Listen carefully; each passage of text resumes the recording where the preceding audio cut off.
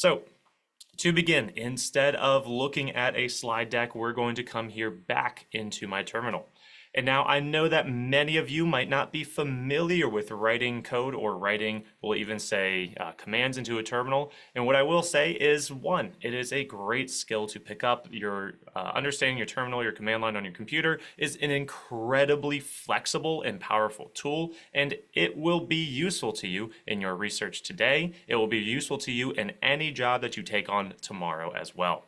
But with that said, from what you'll be seeing here today, the important thing is not to memorize the commands that I am typing on my screen, but instead it is to understand the core ideas and the core workflows that you'll see here.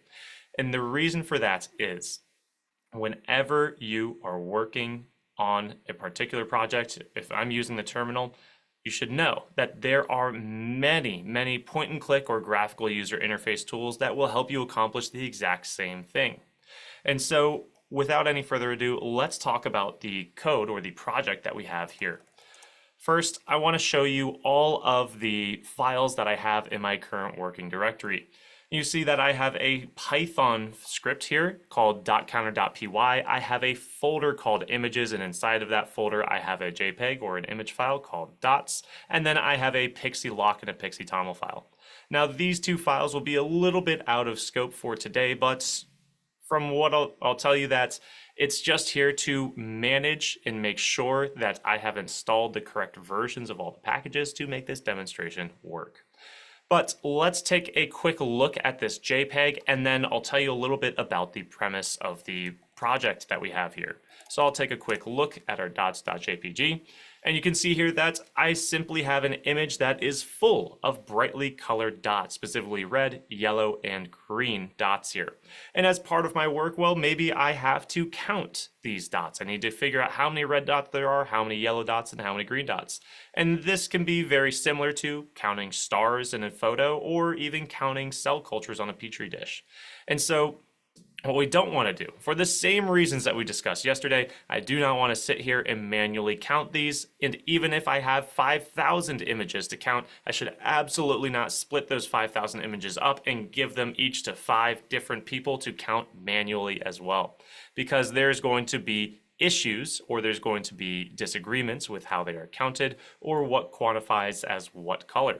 So instead of doing this process manually, what I have here is a small little Python script that is going to help me count them.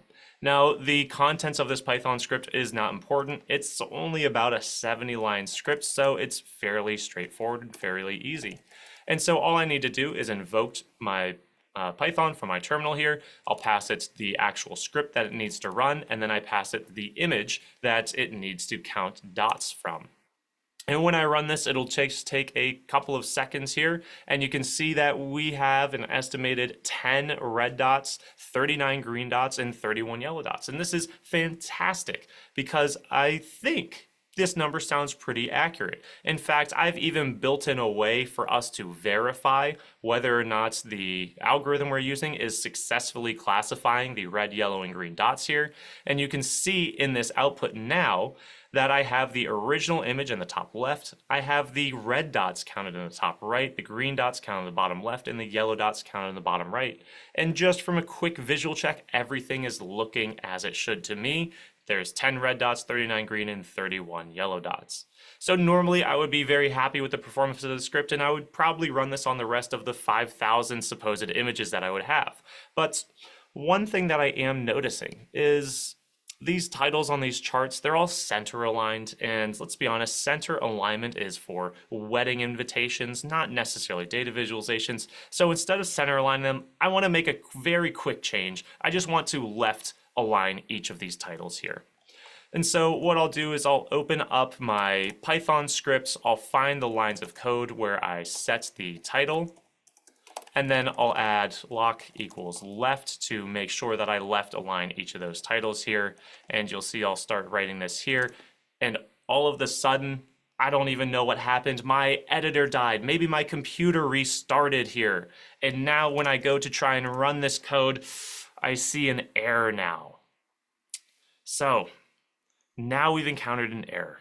And now we have to open up, we have to figure out what we're editing, what's broken and why. And wouldn't it be so nice if I could just go back to a previous known working state? Well, that is exactly what version control is here for.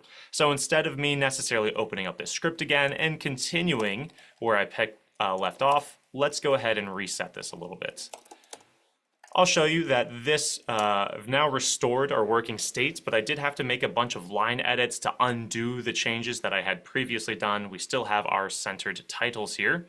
And so what we'll do instead of editing that script, we're first going to put each of these files within this folder under version control. And the way that we do that is using our program called git, and I'm going to run a subcommand called initialize, and I'm going to initialize version control for all of the files in this current folder.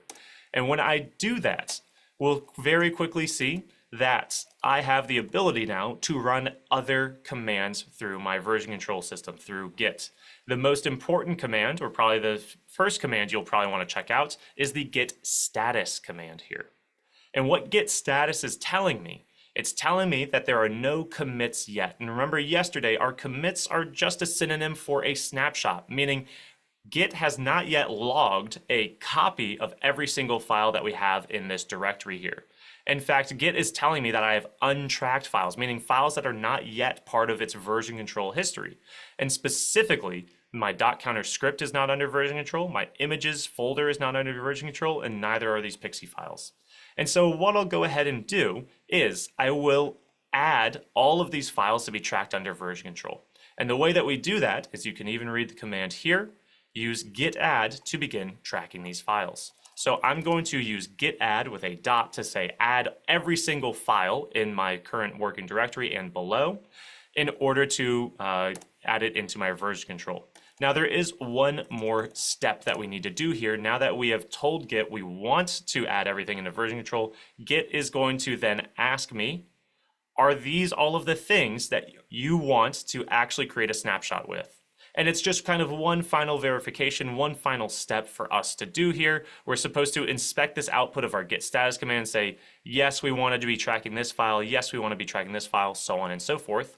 And if we are happy with this, now we can run our git commit command. This is how we actually take that snapshot. And so all I'll do here is I'll pass a message just for my future self. And this, since we're just adding the initial state of all of these files, I'll just say my initial project commits here. So now that I have done a couple of those commands now, what is the benefit? What's the purpose? Well, let's go back to that edit that we were making where I wanted to set the title and say left align that title. If we go back and put ourselves in that exact same situation where, oh, all of a sudden, maybe my editor dies, maybe my computer suddenly restarts, or if I'm working on a remote machine, maybe the connection resets and I lose that session I was working in. Well, now I can check my git status again.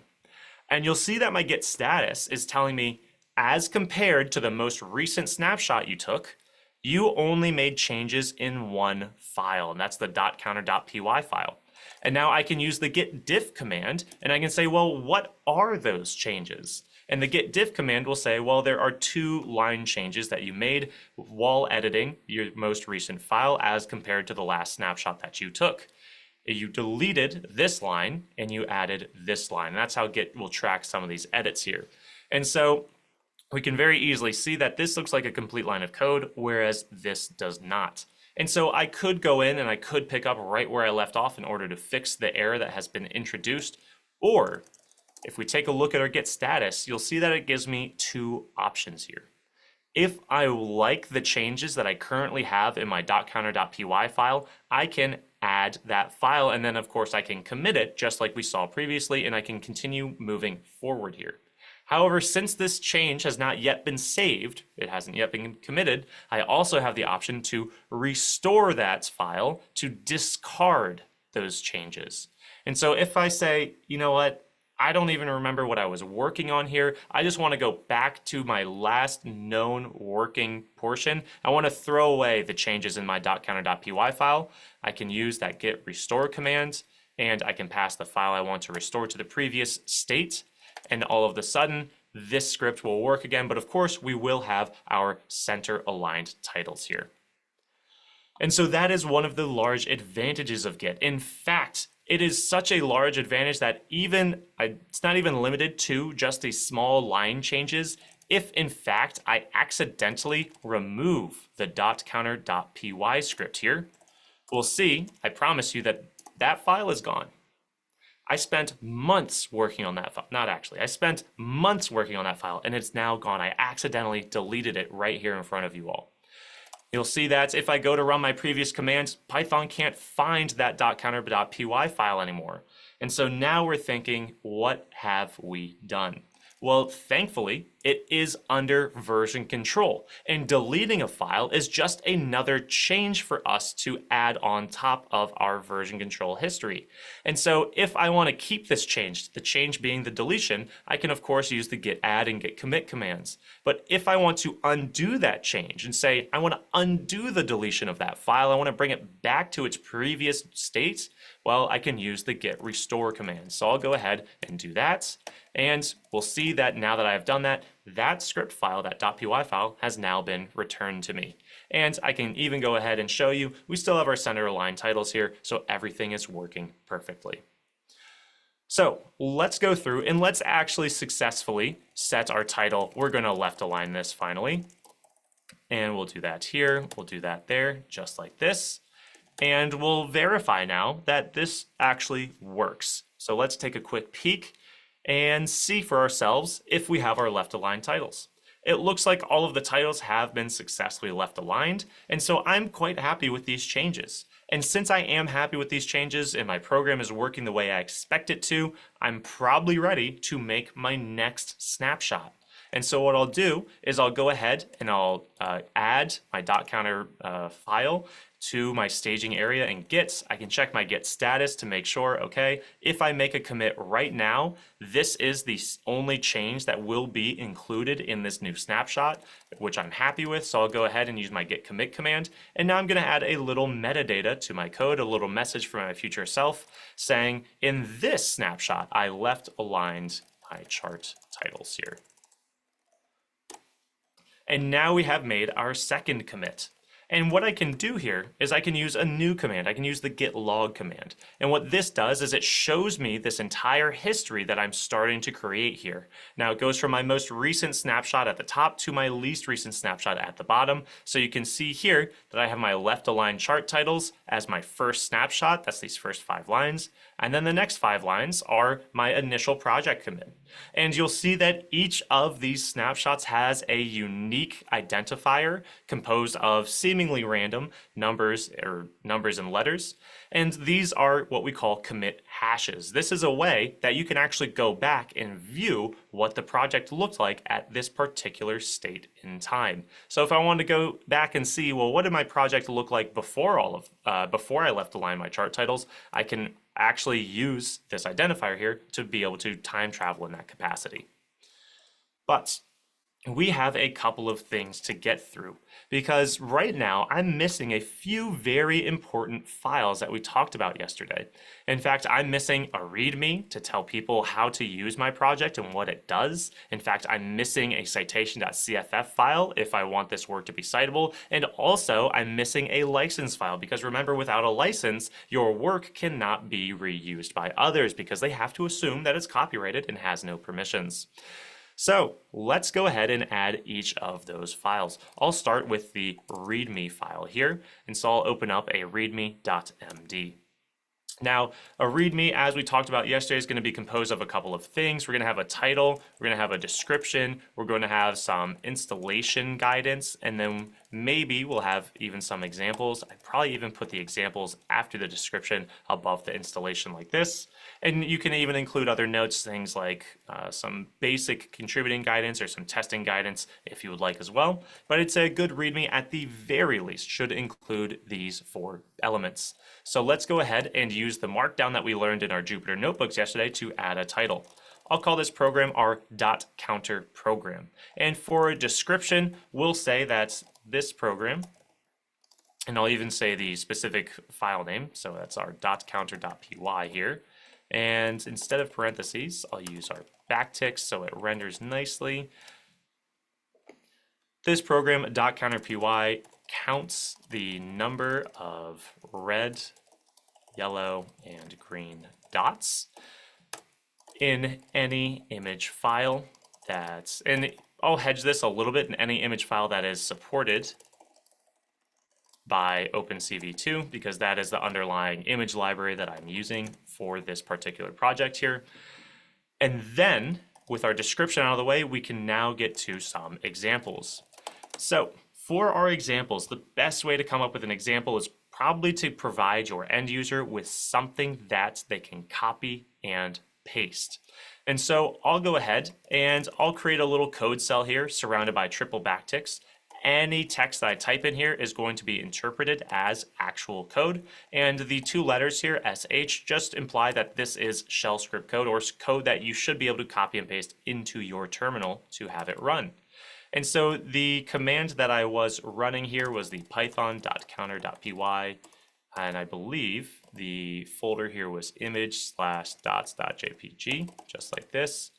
And so let's go ahead and give that a try here. We're going to capture the output of this command, just like that. There we go. And so now I have the outputs, and this was images, just like this. Here we are. And I'm going to comment out the outputs just to let my audience know that this is the command that was typed and this is the output that was obtained. Now I can even show off my --show flag here, the one that created the visual inspecting charts that I was able to conjure up. And I'll even add just one more line and say something like a chart, a Matplotlib GUI should open with 4 charts. Just like that. And so that is how the two primary commands work for this particular project here. Now, we have our title, we have our description, we have a couple of copy-pastable examples, and I'll even say something like, you can copy/paste these examples, provided you have appropriately installed the tool. And now for installation, I told you all that I was using a very handy tool called Pixie for this particular project. And so all I will say, if you have Pixie installed, so I'll say something like this, first install Pixie, and I'll even go ahead, let's grab a link for that particular project here. So I'll grab this just like that, and we'll say Pixie, I think it's prefix sh, just like this. We'll grab their websites, grab their installation guides, and we'll just link out to it, making sure that we have the most recent version of their site and their installation. So now I can do something like this. First, install Pixie, and we'll have this be a link out, just like we saw yesterday with our markdown syntax. And we'll say, then you can install the .counter program by running the following command. And this will just be a quick shell check here, just like this, and this will be Pixie. We'll just drop them into a Pixie shell. And then you can run the program with our examples.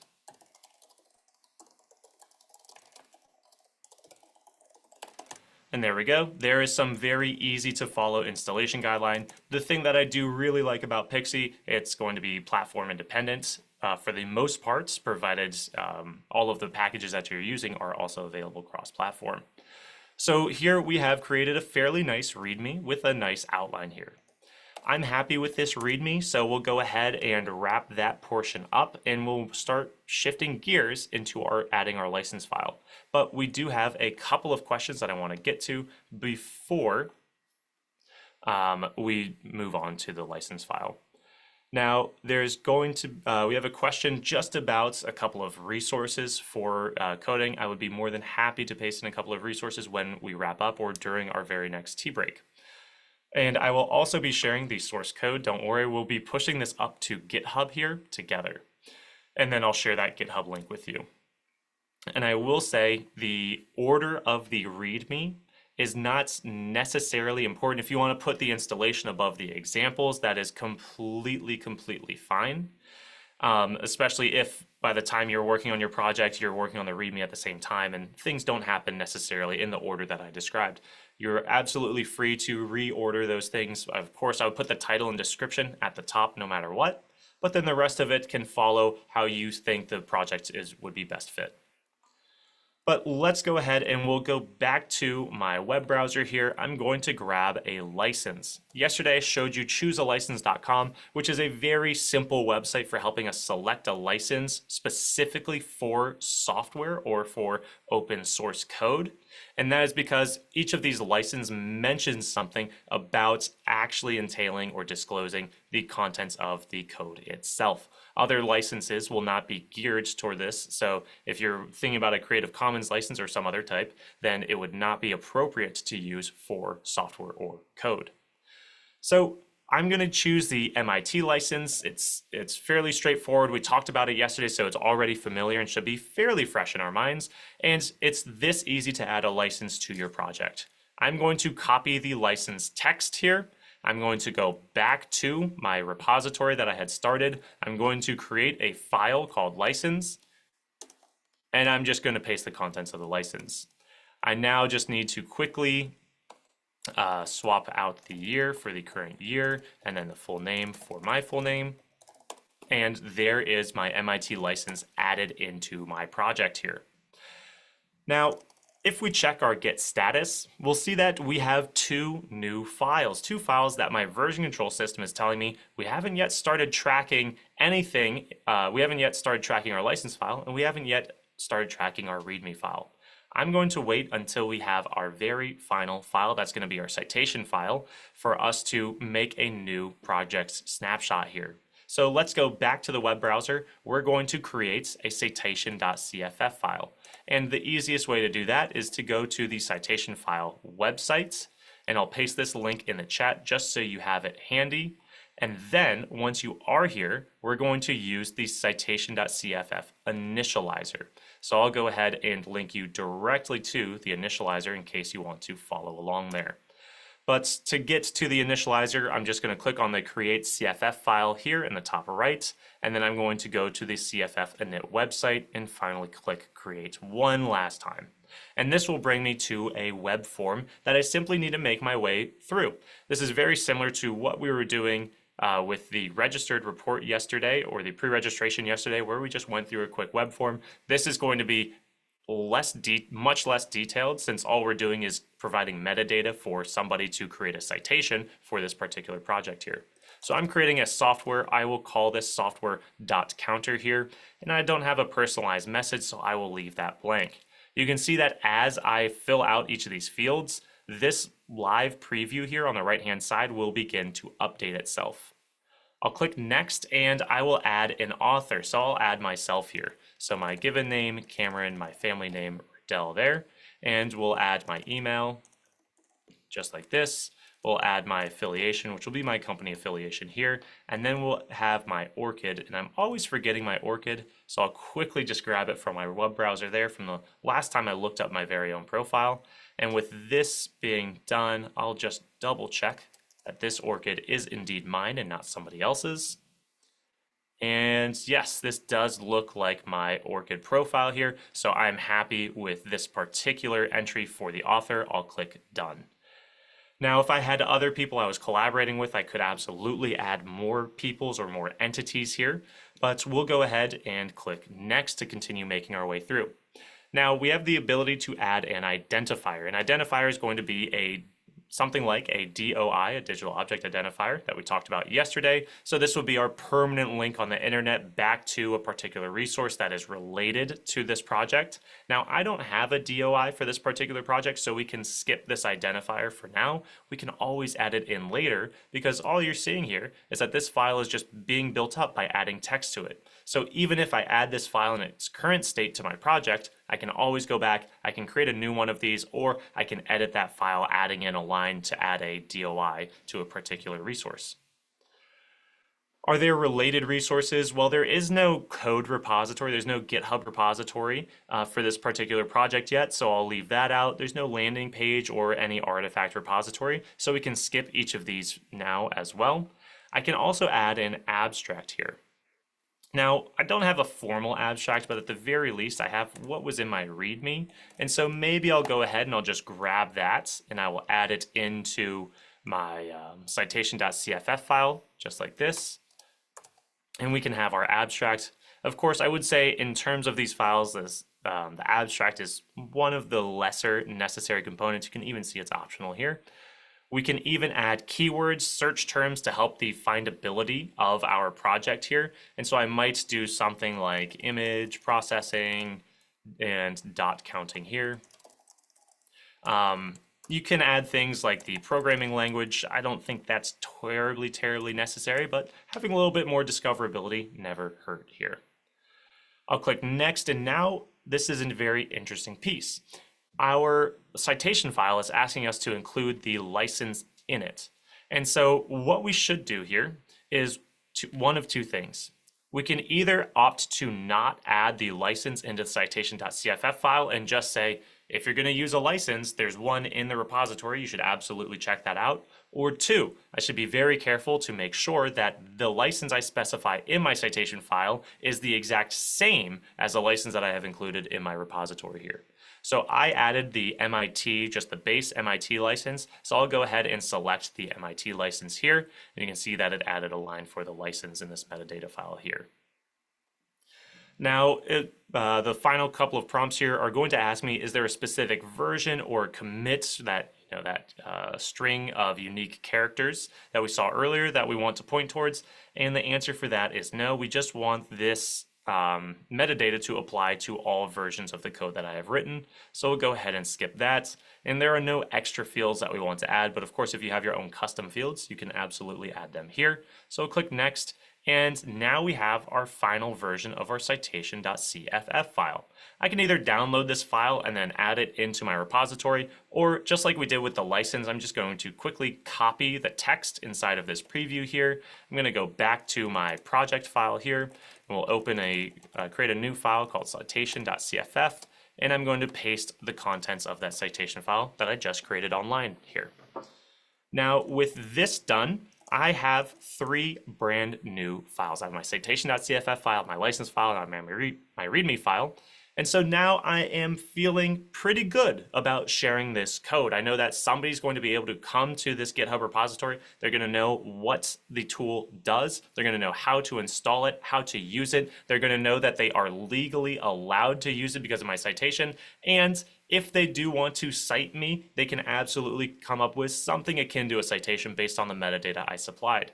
A very key piece that we didn't do, though, is create a DOI for this software, because whenever you are citing something, you always want that permanent link to go back to the specific version of the software that you are using. But we'll come to that bridge when we cross it. It's going to be a little bit beyond the scope for today. With that said, we can go ahead and add all of these files to our version control, and I'll add myself a little message alongside the snapshot saying add metadata files to project. And so now when I look back through my Git log here, I can see how my project has evolved. First, we start off with some initial state. And in here, we had just our basic script with pretty much nothing else. Then we made a change to that particular script. We left align the chart titles, and now we have added metadata files to our project. And those are the three snapshots that we have made thus far. Now, for typical development, we would continue with this process, continue iterating, continue editing, continue supporting our own use cases. But instead of continuing to edit to code, because I think you all understand the workflow that we have adopted here, make some changes, verify those changes are what we want, add it to your project history, and move forward. So instead of continuing down that role, we are going to take a look at how we can actually share this code. How do we put something from our local computer onto GitHub? And so to do just that, I'm going to come back here to my web browser, and I'm going to go to my GitHub profile. Now, you can absolutely see that I have a couple of different dot counter repositories already. So what we'll be doing is we're going to be making a new one. And of course, the new one will be tied for today. Now, what I would not recommend that you all do is when you create your own repositories, please do not, absolutely do not add in the date that you made it to the name of the repository. This is something that I am doing for just demonstration purposes, and I want to make sure that I don't delete this repository later. And therefore, since I'm making this dot counter repository many times for each of these classes, I'm just going to add the date here to keep it unique and make sure that I don't accidentally delete this repository in preparation for another class. So I'll add the date here. I would not recommend that any of you add the date to your own repository names. I can add a description, but since I already have a README file, I'm not really tempted to add a secondary description or to copy and paste that anywhere. I then have a very important decision to make. Do I want this repository, this online storage of all the files that I just created, to be public or be private? Do I want other people to be able to search for this project and find it, or do I want nobody to be able to find this unless I specifically invite them? Now, something that is a very real thing to do is to start off with a collaboration between either yourself and your lab mates or yourself and other labs, and you might want to keep things private while you are beginning your very first project. And so in that case, you would choose a private GitHub repository. Now, the very nice thing is that at any point in time, you can take your private GitHub repository and you can make it public. So you can make it transparent and open when you are ready to share. In this case, I'm just going to go ahead and be sharing right off the bat. This is going to be a public GitHub repository here. So I'll click on the public option. We already have a README, so I'm not going to have GitHub add that for me. I'm not too concerned with the git ignore or specifically choosing a license because we have already done each of those steps. So I'll click create a repository here. And right before I do that, just received a question asking about not using the date in the name of the repository. Typically, the date is not a very useful piece of metadata to include in the repository name. And in fact, this is providing you with no more information about what's contained in this project. If I was going to continuously update this project, I wouldn't keep creating new repositories with new dates. I would just keep adding on those snapshots to the existing repository here. So that is the reason for not saving the repository with a date. Unless you have some, you can absolutely have a motivating reason to add a date to the repository name, just like I do for this case, since I would have to keep deleting and recreating the dot counter repository with each class that I do. And since I don't want to do that, because I'm going to share this link with you all once I get it up onto GitHub, I want to make sure that I don't delete that repository for you. So that is the one reason to not add the date into your title, and maybe one reason to add your date to the title. So I'll click create a repository here. Now, what I've done is I've created an empty GitHub repository. There is absolutely nothing in here. You can think of this as like a Google Drive folder with nothing inside of it.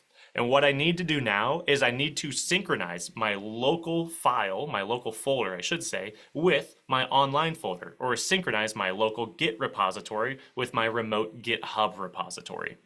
And so GitHub will give you some copy and pastable commands to do just that. However, there is one more step that we need to do.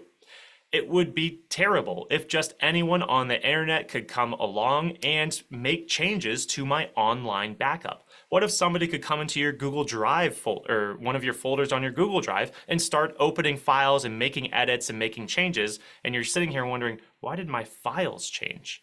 And so the way that you do that on Google Drive is, well, you sign in. And so we need to sign in from my local computer here so that when GitHub receives a request from my terminal to say that, hey, I want to push up some changes, some snapshots, I have already verified that it is me and that it should accept these changes because I don't want anyone else to be able to push up these changes. So the easiest way to do that is to use yet another command line tool, and I'm going to use the GitHub command line tool. So the GH that you see here is short for GitHub. And what I'm going to do is I'm going to use the authenticate subcommand or the auth subcommand, and I'm going to use the login directive here. This will walk me through a very brief terminal user interface where I select a couple of options. Where do you use GitHub? Well, I'm just going to be using their main website, github.com. Do I want to connect via HTTPS or SSH? Or will you be using HTTPS? You can absolutely set up your SSH keys if you would like, but that's going to require just a little bit more technical overhead. So to keep things simple, we'll use HTTPS, and I will say, yes, I want to authenticate Git with my GitHub credentials. What this is going to let me do is it's going to let me sign in to GitHub, and it's going to then verify what version, verify my profile on Git here. And it's going to say, okay, so a connection coming from this computer, from this instance of Git is going to be Cameron, and therefore he should be able to push to all of Cameron's repositories in this case. So I'll say yes. And then now it's prompting me, how would I like to log in? And I'll just log in using a web browser. So I'll click enter just one final time here. So now Git is telling me that I should copy this code. And what I'm going to do is I'm going to open up a web browser and I'm going to paste in that particular code. And so you can see here that we have a device activation. I'm already signed in as my profile. If you weren't signed in, this is where you would enter your username and password. So I'll simply click continue. I will paste in those characters, numbers, and letters that you just saw me copy from my terminal window, and I'll click continue. And the final thing that we'll do is we will authorize GitHub for this account. Now, the very final thing that we will need to do is grab our multi-factor authentication key, because of course we should have multi-factor authentication set up for every single one of these, for every account that you use, I should say. And so I'll go ahead and do just that. Here we are, and we are all set up. Receiving a very good question in the Q&A here. Do we have to sign in every single time we create a new repository? Absolutely not. And in fact, to the individual who asked this question, since I was actually already signed in and I've already authenticated my account, I didn't need to do these steps since I've already done them, but I wanted to show them to you so you know that there's going to be that one-time initial step that you'll need to do before you're able to synchronize your local Git repository with your remote GitHub account here. So now that we have done all of these authentication steps, you can even see here that I was already logged in. All I need to do now is go back to my GitHub empty repository here. I have two options. Do I want to create a new repository from the command line, or do I want to push an existing repository from the command line? Well, I've already created one. We've already done all of those steps. So all I want to do are these commands down here. And since this terminology might be a little bit new, the push means that we are taking changes from our local computer and we are pushing them up to the internet or up to GitHub. On the contrary, we will also have a pull, and that is when you want to synchronize in the reverse direction. You want to take the latest changes that exist online on your GitHub, and you want to pull them down to your local computer. So I'll go ahead and do just that. I've copied those commands. I'm simply going to paste them here because they should work out of the box for us. And we can see that there were no errors emitted, which is at least something that feels promising. So let's go back to our GitHub repository and see if this works. I'll give this page a quick refresh, and you can see right here that we have all of our files, all of our saved images right here on our GitHub account. And so what I'll do in this case is I will share this GitHub repository with you all. That is the github.com camdel.counter 2025-0722. And I'll share this link in the chat with you all.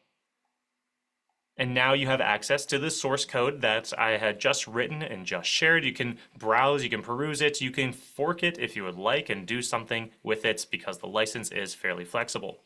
Now, one thing to be quite cautious about is this. I have shared that link with you to this GitHub repository. But since I own this repository, at any point in time, I can come over here to the settings, I can scroll all the way to the bottom and I can delete this repository. What this means is that if I were to delete this and carry through with each of these steps, that link I just shared with you would be immediately broken. You would not be able to use that any longer. You would lose access to the source code unless you had already made a copy. And so if we were talking about services to use for creating citations, well, simply having a URL to a GitHub repository is not enough, because at any point in time, this GitHub repository could disappear depending on the owner's mood on any particular day. And so GitHub is going to be a great way for us to collaborate. It's going to be a great way for us to see how projects or observe how projects change over time, but it is not going to be the way where we store the final version of a piece of software that we use for a particular publication, and it's not going to be how we link back to that version of the software for a particular publication. Instead, what we will use for that particular endeavor is going to be what we call an archive repository. And that's going to be something similar to a service called Zenodo. Now, there are many services out there that are archive repositories. All you end up doing is you take the files that you want to preserve in any given state, and you just upload them to this archive repository, and there you have it. It will give you a DOI for free. Now, what this also means is that you should be very careful as to what you upload to these archive repositories, because even if you own the digital content that you upload to the archive repository, you cannot freely go and delete that archive that you have just created. And so this is a very nice way for digital artifacts to live for a long period of time without having a fear that they are going to disappear. It also gives you the ability to quickly create DOIs for any software entity that you have created.